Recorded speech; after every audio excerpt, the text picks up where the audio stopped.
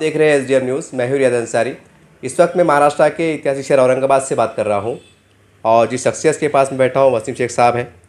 एक नामचीन हस्ती हैं और कई सामाजिक क्षेत्रों में काम करते हैं और हमें जानकारी मिली कि ये एक जैसा जो जादू टोना होता है, अंधविश्वास की बहुत सी बातें होती है, इस पर भी साहब बहुत कमांड रखते हैं, बहुत जानकारी रखते हैं।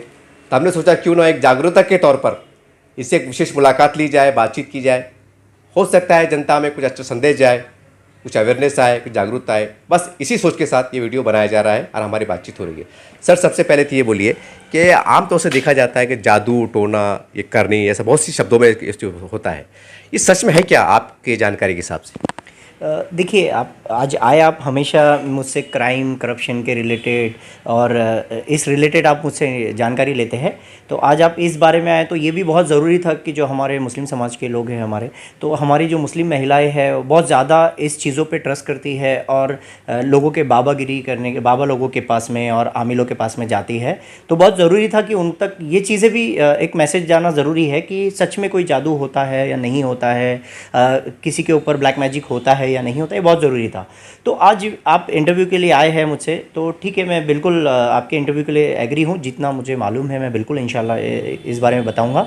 और सभी को मैं ये बता दूं कि ये anti corruption and crime control committee की तरफ से वीडियो नहीं है और ये इंटरव्यू जो है ये मेरा पर्सनल वीडियो है, ये ऑफिशियल वीडियो नहीं है।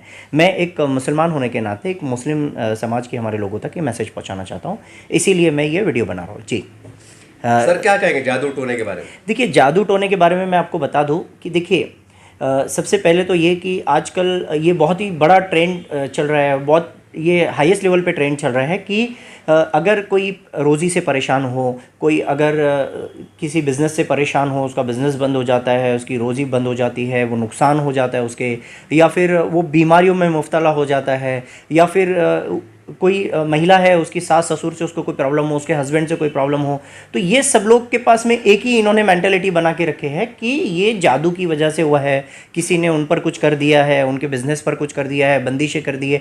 और जब ये सारी चीज़ों को लेकर वो ये सारी प्रॉब्लम्स जब उनके साथ होती है तो ये सीधे जाते हैं किसी आमिल के पास, किसी बाबा के पास। और जब ये किसी बाबा के पास जाते हैं तो बाबा के पास जब जाकर बताते हैं कि हमें ये प्रॉब्लम है, हमारी रोज़ी बंद हो चुकी है हमारे रे, तो सीधे बाबा का एक ये कहना होता है उनको कि आपकी रोज़ी पर बंदिश कर दी गई है। फिर कभी वो अपने शौहर के बारे में बताते हैं तो कहते हैं कि हाँ, शौहर पर जादू कर दिया गया है, उनको अपने वश में कर दिया गया है।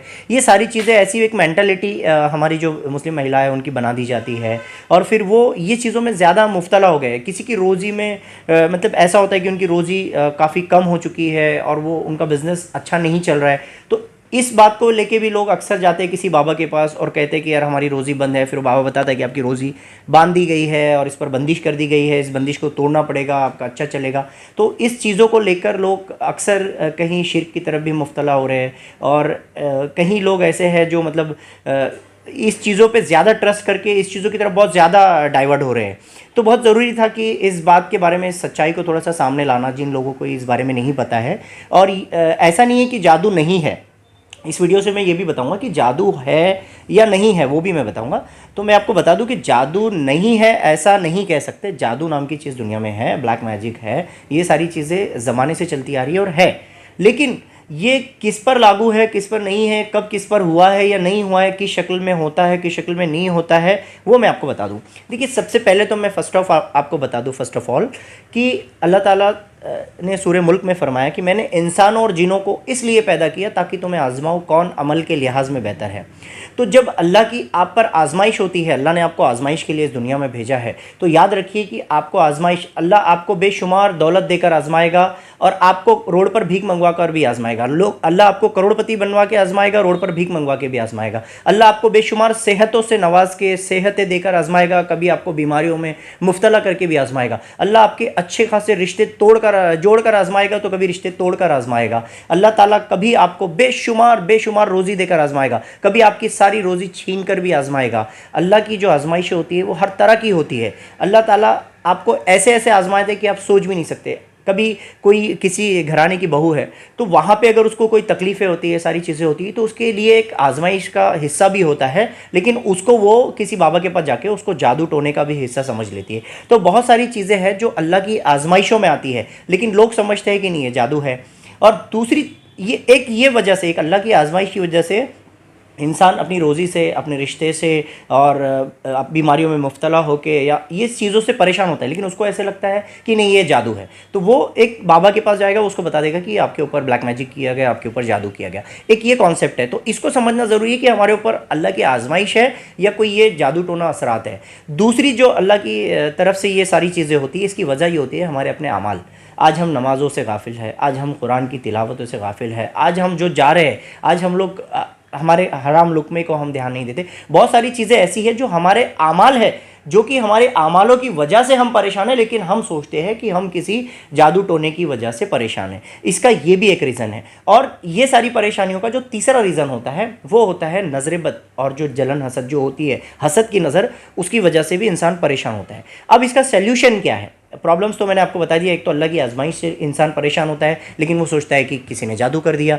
अपने आमालों की वजह से परेशान होता है, लेकिन वो सोचता है कि किसी ने जादू कर दिया। उसको नज़र बद हसद हो जाती है, वो सोचता है किसी ने जादू कर दिया।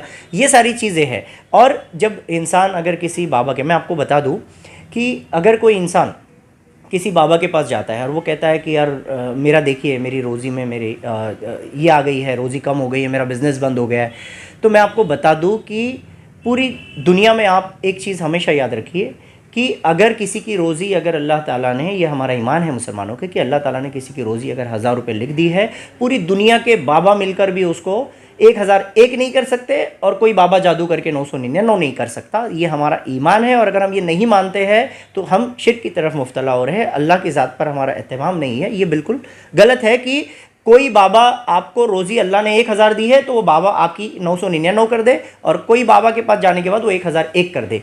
ये पॉसिबिलिटी नहीं है। ये हमारा ईमान है। इस बात पर हमें गौर करना चाहिए।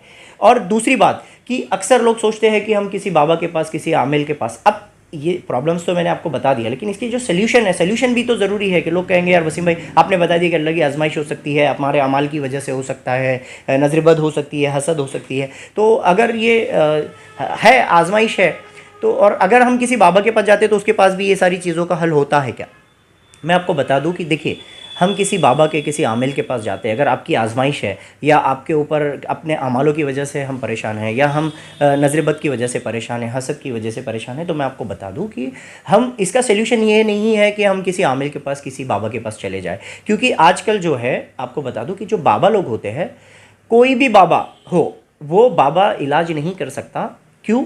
क्योंकि मैं आपको बता दूं, जो इलाज करने के जो इख्तियार होते हैं अल्लाह की तरफ से, वो होते हैं एक आमिल को। आमिल का मतलब होता है जानने वाला, और आमिल वो होता है जिसको अल्लाह की तरफ से हिकमत दी गई हो। और हिकमतन यानी जैसे जब तक नबूवत ना मिले, नबी नहीं, हमारे नबी को 40 साल तक नबूवत नहीं दी गई थी, तो 40 साल तक उनको नबी नहीं बताया गया। लेकिन जब नबूवत हुई तो नबूवत हो गई, नबी हो गए। तो जब तक नबूवत ना दी जाए तो नबी नहीं, जब तक विलायत ना दी जाए वली नहीं। मतलब आप आलिम, हाफिज, मुफ्ती, कारी, मुफस्सिर, इस्लाम की लास्ट डिग्री आपके पास है, लेकिन आप वली नहीं है। लेकिन एक अनपढ़ भी कोई है और अल्लाह ने उसको विलायत दे दिया तो वो वली। तो यानी अगर आपको नबूवत ना दी जाए तो नबी नहीं, विलायत ना दी जाए तो वली नहीं, और हिकमत ना दी जाए अल्लाह की तरफ से तो आप आमिल नहीं। तो आमिल जो होता है वो हिकमतन आमिल होता है। वो जिस चीज़ का इरादा कर ले, किसी को दुआ दे दे, तो उसकी दुआ में वो हिकमत की वजह से तासीर होती है कि वो उसका काम हो जाता है। तो जो आमिल होते हैं वो हिकमतन आमिल होते हैं। कोई चंद किताबें लेकर पढ़कर आपको बता दे कि ये है, और आपको कुछ तावीज़ दे दे, और तावीज़ के ताल्लुक से भी मैं आपको बता दूं, कुछ लोग अक्सर तावीज़ दे देते हैं कि, तो आपको तावीज़ का बता दूं कि कुरान की फ्रॉम फातिहा टू सूरह नास 30 पारे में से एक आयत वो आपको लिख कर दे देते हैं और कहते हैं कि गले में पहन लो। तो मैं आपको बता दूं कि अल्लाह ताला ने कुरान को जो नाजिल किया है वो गले में पहनने के लिए नहीं, उसको पढ़ने के लिए। कोई आयत को गले में रखने से आपकी रोज़ी में बरकत नहीं आएगी। कोई आयत को आप गले में पहन के घूमोगे तो आपसे शैतानी ताकतें दूर नहीं होगी। कोई आयत को अगर आप गलों में रखोगे तो आपका जादू टोना, नज़र, हसद, जिन्नाती, शैतानी असरात खत्म नहीं होंगे। उसको पढ़ना पड़ेगा। कुरान पढ़ने के लिए, वो हिकमत के लिए आपकी, तो कुरान पढ़ने से ये चीज़ें खत्म होती है। अगर एक आमिल आपको कुछ आयतें एक लिख कर दे देता है एक पेज पे और कहता है कि घर में लगा दो, मैं आपको बता दूं जो 30 पारे का कुरान है उसी पारे में से वो आयत लिख कर देता है, तो उस पर आपका अकीदा हो जाता है, उस पर आपका ईमान हो जाता है कि घर में लगा दिए, घर से जादू खत्म हो जाएगा। लेकिन ये जहन आपका नहीं आता कि उसी तावीज़ के बाजू में 30 पारे का कुरान रखा हुआ है जिसमें 30 पारे लिखे हुए हैं, उसी 30 पारे की आयत आपको दे रहा है, और अगर उस 30 पारे की आयत से बाहर अगर आपको कुछ दे रहा है तो वो शिर्क है। कुरान के अलावा किसी चीज़ पे अगर यकीन रखते हो तो ये शिर्क की तरफ लेके जाता है, ये अल्लाह की तरफ से हमें दूर करता है, ये शैतान अपनी तरफ अपने को अट्रैक्ट कर रहा है। तो याद रखें कि कुरान के जब 30 पारे का कुरान आपके घर में है तो आपको एक छोटी मोटी आयातें लाकर आप लगा दे रहे हो तो उससे शैतान दूर जाएगा। आपका कैसा अकीदा, ये हमारे मुसलमानों को कैसा ईमान हो गया, कैसा अकीदा हो गया हमारा। तो हमें चाहिए कि हम 30 पारे का जो 30 पारे का कुरान है उस पर अपना ईमान और यकीन रखे।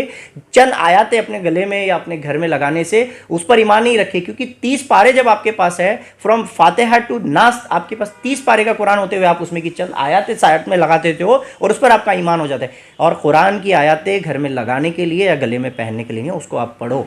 आप उसको पढ़ोगे तो शैतानी हरकतें, जिन्नाती शैतानी असरात, जादू टोना, सारी चीज़ें ख़त्म होगी और उसको गले में रखने से नहीं होगी, क्योंकि ये चीज़ें जो है। और आपको एक चीज़ और बता दूं, मैं बहुत सारे लोगों को, ये किसी को नहीं पता है, मैं आपको बता दूं कि जब जो कुरान होता है घर में शैतानी हरकतें होती है, मैं आपको बता दूं, लेकिन क्यों होती है, रीज़न क्या है। कुरान जो है तो कुरान बंद होता है, जब कुरान बंद होता है तो उसकी आयतों पे पर्दा होता है, लेकिन जब पर्दा हटता है, आयतें खुलती है तो शैतानी ताकतें दूर होती है। तो आप कुरान को खोलिए, उसको पढ़िए, ताकि आपके घर के जिन्नात, शैतान, असरात, सारी चीज़ें जो है ये दूर हो और घर के जो आपको लगता है कुछ बलाएँ भी है तो वो खत्म हो। तो कुरान को आप खोलिए, कुरान को पढ़िए। कुरान की आयतों पे जब तक पर्दा रहेगा शैतानी हरकत आपके आसपास मंडराएगी, ये आप याद रखिए। दूसरी चीज़ कि आप, अब सवाल आता है कि हम किसी बाबा के पास जाते तो इसका कोई सोल्यूशन है क्या। मैं आपको बताता हूँ, अगर कि अल्लाह की आजमाइश हो या आपके पास अगर मान लो कि कोई आपके अमालों की वजह से आप परेशान हो तो, या फिर आपके ऊपर सच में कोई जादू हो गया, तो आप किसी आमिल के, किसी बाबा के पास जाते हो तो क्या उसका सोल्यूशन है, वो बाबा से वो असरात, वो सोल्यूशन और ये हमारी प्रॉब्लम्स जो है वो दूर हो जाएगी। क्या हमको रोज़ी मिल जाएगी, क्या हमारा हमें सेहत मिल जाएगी, क्या हमारे रिश्ते जो ख़राब हो रहे हैं वो दुरुस्ती हो जाएगी, क्या कोई हमारे तावे वश में हो जाएगा। तो मैं आपको उसकी भी एक एग्जाम्पल मैं दे दूँ। अल्लाह ताला फरमाता है, एक छोटी सी आयत में बताता हूँ, मेरी फेवरेट आयत है। या माशिरल जिन्नी वल इंसी इस्तताअतुम अन तनफुजू मिन अख्तारिस समावाति वल अर्ज़ि फनफुजू ला तनफुजून इल्ला बिसुल्तान फ़बिअय्यि आलाइ रब्बिकुमा तुकज़्ज़िबान।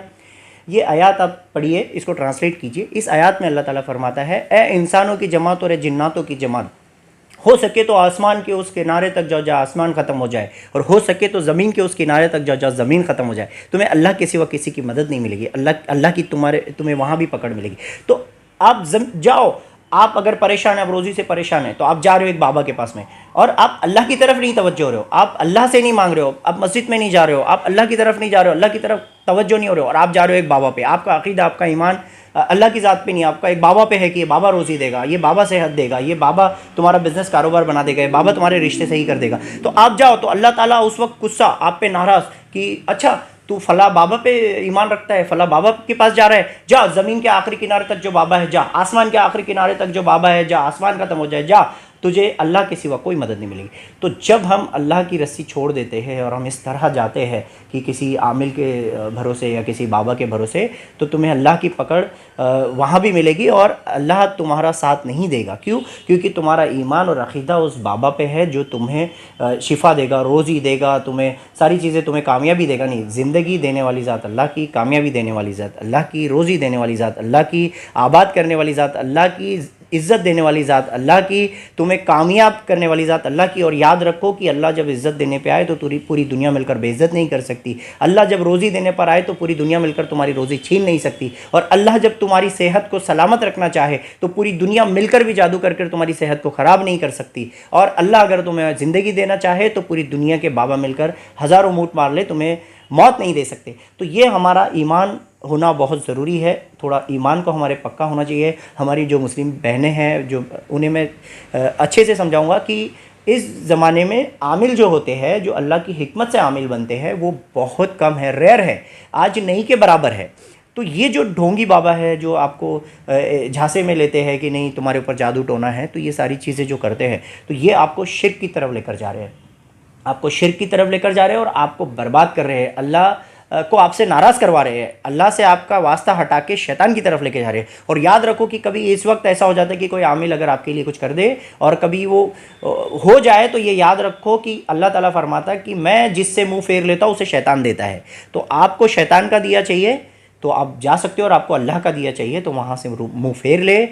आमिल बहुत कम होते हैं, आप अल्लाह की तरफ तवज्जो हो जाए। अब इसका सल्यूशन कि अगर अल्लाह की आजमाइश है तो आप अल्लाह के सामने गिड़गिड़ाओ, 2 रकात सलातुल हाजात पढ़िए, अल्लाह के सामने गिड़गिड़ाओ और अल्लाह से कहो कि अल्लाह तेरी आजमाइश बड़ी सख्त है, पनाह मांगते हैं हम तेरी तमाम आजमाइशों से, तेरी आजमाइश बड़ी सख्त है। अल्लाह से दुआ करिए, आजमाइशों से अल्लाह की पनाह मांगिए, और जब अल्लाह ही उस आजमाइशों से आपको पनाह में ले ले तो दुनिया की कोई ताकत आपको नाकाम नहीं कर सकती। दूसरी चीज़, जब हमारे अमाल अगर गलत हो जिसकी वजह से हम परेशान हैं, तो पूरी दुनिया के जितने भी आमिल हैं, जितने बाबा है, कोई भी हो, वो आपको इन चीज़ों से आज़ाद नहीं करा सकते। तो आपके अमाल आपको सही करने पड़ेंगे। हमारे जो अमाल है, हमें नमाज़ें, हमारा कुरान, हमारी जो शरीयत हमको सिखाती है, उस चीज़ों को कॉन्सेंट्रेट करते हुए, और हमारा हराम लुकमा है या हलाल है, इन चीज़ों पे भी हमें कॉन्सेंट्रेट करना चाहिए। तब जाके हमारे जो मसले मसाइल है वो हल होंगे, किसी आलिम या आमिल या बाबा से नहीं होंगे। आप इस चीज़ पर बिल्कुल ध्यान रखिए। और रहा सवाल नज़र बद का, नज़र बद है तो नज़र बद की माशाल्लाह से बहुत सारी दुआएं हैं,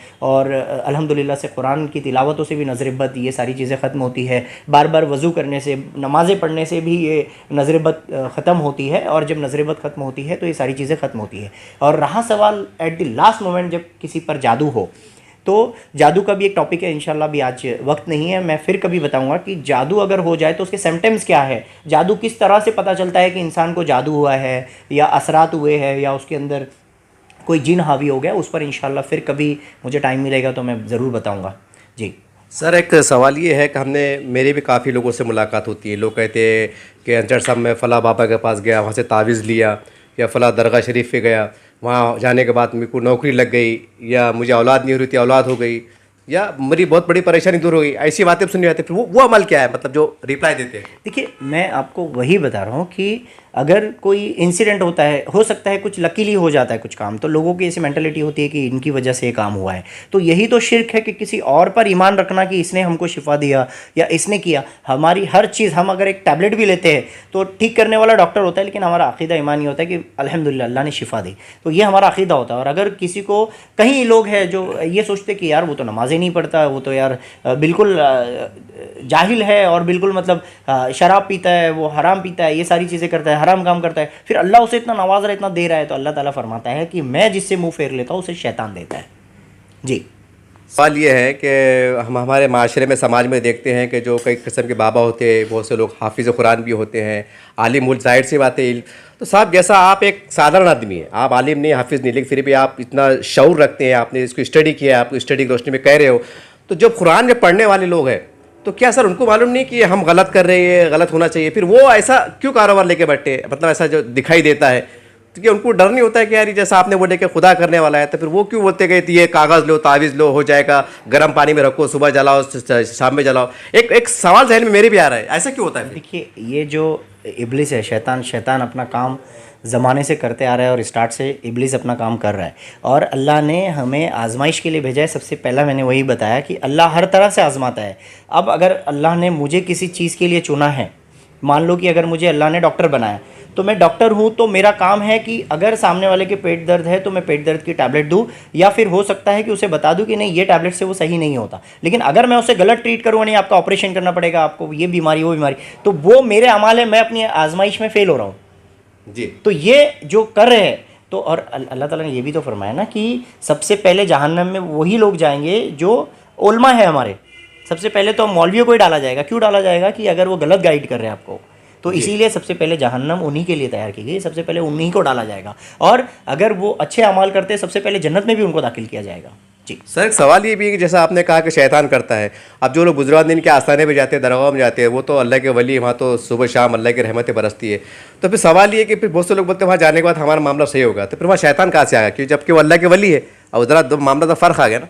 देखिए, अभी क्या है, अगर मैं इस टॉपिक पे बात करूँगा तो कुछ लोग ऐसे भी है कि मतलब आज हमारे यहाँ आप देखते हैं कि हम मुसलमान एक है, कलमा एक है, हमारी नमाज़ें एक है, और सारी चीज़ें एक है, हमारा मुस्लिम कल्चर पूरा सेम है, किसी के लिए कुछ अलग नहीं किया गया, सेम कुरान। अभी आपको पता है कि इस कुरान जब नाजिल हुआ था तो सूरह इकरा से, जी, जब पहली आयत हमारे नबी पर आया सूरह इकरा से, और हमको मिला सूरह फातिहा से। तो कंप्लीट कुरान नबी को मिला, कंप्लीट कुरान हमको मिला, बंदों को। तो जब कुरान हमको जब सेम मिला, फ्रॉम फातिहा टू नास। हमको कुरान सेम मिला, हमको नमाज़ें सेम मिली, हमको उसकी नमाज की नीयतें सेम मिली, और हमको नमाज के वक्त सेम मिले, सारी चीज़ें हमारी सेम है। लेकिन आज हम लोग जो बट गए हैं, तो बटने की वजह से क्या होता है, अगर मैं इस तरफ से बात करूँ तो उनको बुरा, उस तरफ से बात करूँ तो उनको बुरा। तो इसीलिए मैं उस टॉपिक पे तो नहीं बोलूँगा, लेकिन ये बहुत ही अहम टॉपिक था और आप इस टॉपिक पे मुझसे बात किए, तो जितना नॉलेज मुझे था मैंने बिल्कुल आपको बताया जी। सर, हम देखते हैं कि बहुत से लोग दरगाह शरीफ पे जाते हैं, वहाँ पर चूमते हैं। अब देखिए, बड़ा एहसास मसला है, मैं इसमें ज़्यादा बोलना नहीं चाहता और किसी को भावनाओं को ठेस भी ना लगे। लेकिन हम देखते हैं, यानी कुछ लोग बड़ी अक्सरियत कर सकते हैं, जो कहने के माज़अल्लाह नौज़बिल्लाह सिजदा भी कर लेते हैं, जो भी है, चंद लोग रहते हैं ऐसे। अब जो शिरक करते हैं या शिरक के करीब चले जाते हैं, चूमते हैं, बहुत से, मैंने तो ये भी देखा हूँ कि बहुत से लोग बाबा के पैर पड़ते हैं, मैंने देखा हूँ अपनी आंखों से, और औरंगाबाद में देखो पैर पड़ते हैं और उनको रोकते भी नहीं है, ऐसी भी मैंने देखा हूँ कुछ वाक़यात। तो अब ये क्या है, चूमना है, पैर पड़ना, ये क्या है? देखिए, इन चीज़ों पे तो बहुत सारे ऐसे वाद विवाद हमारे चलते ही रहते हैं और चल रहे हैं, तो मैं उस टॉपिक पे नहीं आऊँगा। लेकिन आपने जो कहा कि अगर कहीं पे कोई बाबा को चूमते हैं तो उस पर क्या कहेंगे, तो मैं उस पर सिर्फ आपको इतना ही बताऊँगा अपने नॉलेज से, कि देखिए, किसी को चूम लेना अगर गलत है तो मुझे एक बात बताइए कि हाँ ठीक है, गैरुल्लाह को चूमना शिरक ऐसा कोई बताते हैं, तो मैं आपको बता दूं कि गैरुल्लाह जो है, अल्लाह एक है, बाकी दुनिया में जितनी मखलूक है सब गैरुल्लाह है, तमाम मखलूक गैरुल्लाह है। ठीक है, अगर किसी को चूम लेते हैं तो चूमने के इंटेंशन क्या है उस पर डिपेंड करता है। ये मैं अपना नॉलेज बता रहा हूँ, चूमने का इंटेंशन क्या है। मान लो कि अगर मैं अगर किसी को चूम रहा हूँ, वो गैरुल्लाह है, तो मेरा इंटेंशन क्या है। इंटेंशन अगर मेरा इबादत का है, मेरा किस करने का मतलब अगर इबादत से है तो शिरक जी। लेकिन अगर मेरा इंटेंशन मोहब्बत से है तो शिरक नहीं हुआ, क्योंकि kiss is connected to love, kiss is not connected to worship. चूमने का ताल्लुक मोहब्बत से है, इबादत से नहीं है। और दूसरी चीज़ आपको ये बता दूं कि कैन यू किस अल्लाह, क्या आप अल्लाह को किस कर सकते हो? नहीं। नो बडी कैन किस अल्लाह, कोई अल्लाह को चूम नहीं सकता, कोई अल्लाह को छू नहीं सकता, अल्लाह को चूम ही नहीं सकता। तो मैं आपको एक बात बता दूं, ये मेंटालिटी क्यों बना के रखे है, जब अल्लाह को चूमा ही नहीं जा सकता तो जिसे हम चूम ले वो अल्लाह हो नहीं सकते, जिसे हम चूम ले वो अल्लाह हो नहीं सकते। तो अगर हम किसी को चूम ले तो इसका ये मतलब नहीं है कि वो अल्लाह हो गया, नहीं, क्योंकि जब अल्लाह को चूमा ही नहीं जा सकता तो जिसे चूम ले वो अल्लाह हो नहीं सकता, ये चीज़ है। और अगर हम किसी को मोहब्बतन चूम रहे, मोहब्बतन चूमना मतलब kiss is connected to love, kiss is not connected to worship. चूमने का ताल्लुक मोहब्बत से है, इबादत से नहीं है। बाकी सबकी अपनी अपनी मेंटालिटी है। और एक याद रखिए, जो ईमान है वो, ईमान का मतलब ये होता है कि दिल में, अल्लाह को किसी ने नहीं देखा लेकिन हमारा ईमान है कि अल्लाह है। तो ठीक इसी तरह से अगर हम अल्लाह को ही अल्लाह मानते हैं, अल्लाह के लिए ही इबादत करते हैं, तो बाकी हम बाहर क्या कर रहे हैं वो मायने नहीं रखता है। अगर हम कहीं पे जा रहे हैं तो हमारी अपनी मर्जी है। क्या फरमाया कि जिस चीज़ से रोका है रुक जाओ, जिस चीज़ से मना नहीं किया गया है वो तुम कर सकते हो। तो अगर किसी को चूम रहे हैं तो ये एक हिसाब से देखा जाए तो इस पर इख्तिलाफ नहीं होना चाहिए कि ठीक है चूम रहे तो चूमने का ताल्लुक मोहब्बत से है, नो इशू। क्यों आप इसको क्रिएट कर रहे हो, क्यों आप दो लोगों में आपस में लड़ रहे हो? ठीक है, चूमने वाले चूम रहे हैं, मोहब्बत से चूम रहे हैं, उनका इंटेंशन मोहब्बत से है। और अगर इबादत से हो तो शिरक है जी। तो शिरक अगर वो कर रहे हैं तो उसकी पकड़ तो अल्लाह के पास है। तो आप क्यों आपस में हमारा भाईचारा खत्म कर रहे हो, क्यों ये चीज़ें कर रहे हो? तो ये भी बहुत इंपॉर्टेंट है कि हम, और कुरान करीम ने ये भी कहा कि किसी को किसी के बारे में पूछा नहीं जाएगा, जो जैसा करेगा वैसा भरेगा। तो जो करेगा वो करने दो। लेकिन मेरा बोलना ये है कि हम आपस में ये चीज़ों की वजह से एक माहौल ख़राब कर रहे हैं, क्रिएट कर रहे हैं। ये चीज़ें नहीं होनी चाहिए। अभी मैं अपनी लाइफ में मैंने कभी अपने आप को ना तबलीग बताया, ना सुन्नी बताया, ना ये बताया। मैं वो चीज़ों में जाता ही नहीं हूँ। बस मुझे पता है कुरान की तिलावत किस तरह करना है, साहबा किस रास्ते पे चले थे, हमारे नबी ने कौन सा रास्ता बताया, और नमाज़ें किस तरह अदा की जाती है। ये चीज़ों पर मैं कॉन्सेंट्रेट रखता हूँ। देखते हैं कि आजकल एक मुस्लिम माशरे में ऐसा माहौल भी चल पड़ा है कि जैसे किसको औलाद नहीं होती है तो उनका भी अक़ीदा बन जाता है। कई बाबाओं के पास जाते हैं, तावीज़ लेते हैं, दुआ की दरख्वास्त करते हैं, या बहुत सी दरगाह का रुख करते हैं। जो भी है, खैर वो एक अपना उनका ज़ाती निजी मामला है, उससे ज़्यादा नहीं कहना चाहते। लेकिन जब शरीयत की बात चल पड़ी है, जब बाबाओं की बात चल पड़ी है, जब तावीज़ों की बात चल पड़ी है, तो फिर ये सवाल तो फितरी तौर पर उभर के आ रहा है। तो फिर जो ऐसी ख़वातीन जो औलाद नहीं हो रही, 3 साल 5 साल हो गए, बोलते बाबा आप दुआ करो या तावीज़ दो, ऐसी बातें हम भी देखते हैं, आप भी देखा होगा। तो ये इसको कैसा देखते हैं आप, इसके ऊपर क्या कहेंगे? देखिए क्या होता है अक्सर कि ये कहते हैं ना, कुरान कहता है कि भाई तेरा माल भी फितना, तेरी औलाद भी फितना। तो फितने के लिए हर कोई चाहता है कि मतलब हर कोई चाहता है कि भाई उनको एक नेक साला औलाद हो। तो जब औरतों की को औलादें नहीं होती है तो उनकी ससुराल से, उनके शौहर की तरफ से भी उन पर काफ़ी प्रेशराइज़ होता है कि तुझे औलाद नहीं हो रही है। और कहीं बार आप देखोगे कि ऐसा भी होता है कि मतलब शौहर ये धमकियाँ देने लगता है औरत को अपनी वाइफ को धीरे धीरे कि अब मैं दूसरी कर लूँगा, तुझे औलाद नहीं हो रही है नॉल। तो ये सारी चीज़ें डिप्रेशन में जाके वो सारा ट्रीटमेंट हॉस्पिटल का करती है, सारी चीज़ें कोशिशें करती है, लेकिन बाद में उसको ऐसा लगता है कि अभी नहीं हो रहा है तो कहीं हमें कुछ दवा की कोई दुआ की ज़रूरत तो नहीं है। फिर वो किसी बाबा का रास्ता पकड़ती, फिर बाबा उसको बताते कि तुम्हारी गोद बांधी हुई है नॉल, तो फिर उसको ये रास्ता बताता है, उसका ट्रीटमेंट बताता है। तो देखिए, मैं सिर्फ इतना ही कहना चाहूँगा कि औलाद देने वाली ज़ात अल्लाह की है। हज़रत मरियम को शौहर नहीं था, तो बिना शौहर के अल्लाह ने खजूर से उनको औलाद अता फरमाई जी। तो ज़रूरी नहीं है। और जब अल्लाह किसी को औलाद देना चाहे तो दुनिया का कोई जादू टोना नज़र हसद उसे रोक नहीं सकता।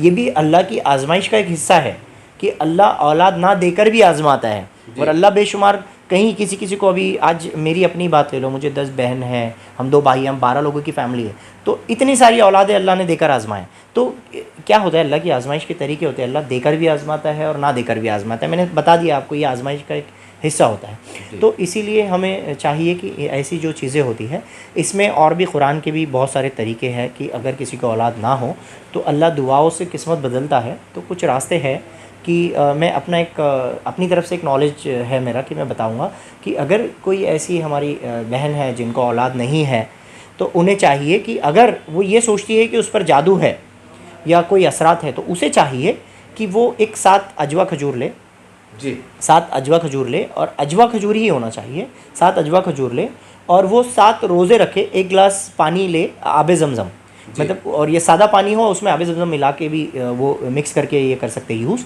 तो हमारी उस बहन को ये चाहिए कि वो 7 अजवा खजूर ले और अजवा खजूर लेकर 7 रोज़े रखे जी।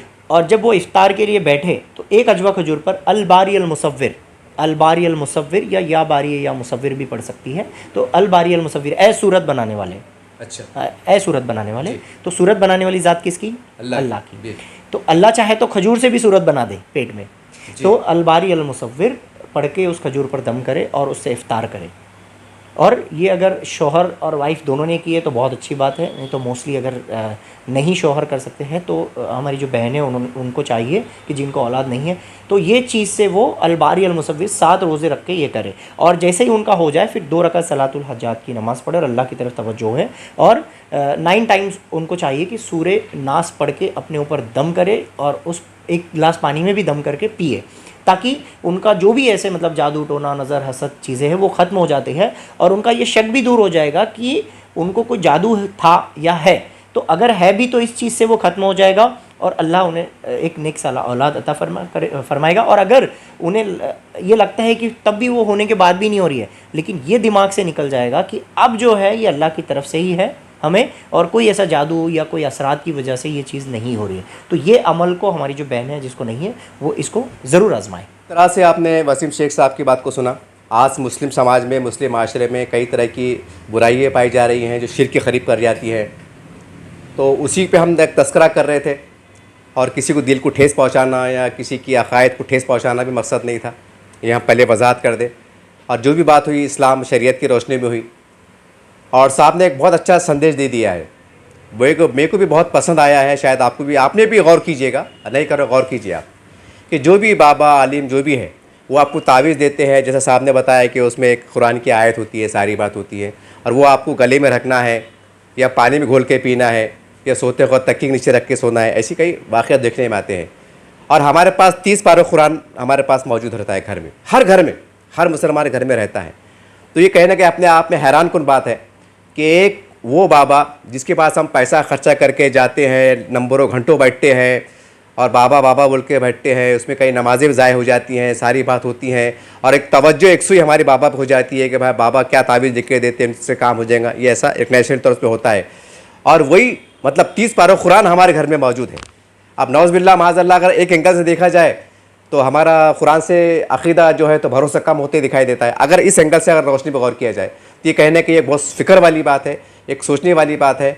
अब रहा बुजुर्गान दिन का मसला, तो वो अल्लाह के वली है, उनकी करामतें आज भी जारी है सारी, इसमें कोई शक नहीं है। लेकिन सवाल ये भी है कि बुजुर्गान दीन ने अपने ज़िंदगी में जो कारनामा अंजाम दिए, जो इबादतें की, जो रियाजतें की, जो खैर के मामले किए, कि उनके पास से कोई भी आता था तो कोई भूखा नहीं जाता था, उनको खिलाते थे, मतलब उनको नवाजते थे, और सब धर्म समाज के लोग, कभी वो नहीं है। और यहाँ तो ये कहा लिया है साहब कि पड़ोसी को हम नहीं पहचानते, पड़ोसी को हम पे पानी की मदद नहीं कर सकते, परेशानी मदद नहीं कर सकते, और वो बाबा जिसके हम पास जाते हैं, जिसको हम बुजुर्ग अल्लाह के वली कहते हैं, ज़रा उनके आप वो खोल के देखिए किताब, कैसी ज़िंदगी गुजारते थे कि सब कुछ निछावर कर दिया, सब कुछ निछावर कर दिया। और आज हमारे समाज में परेशान लोग हैं और हम उसके पास कुछ दे नहीं सकते अल्लाह के नाम पर, ताकि अल्लाह हमसे राज़ी हो जाए। ये भी कड़वा सच है।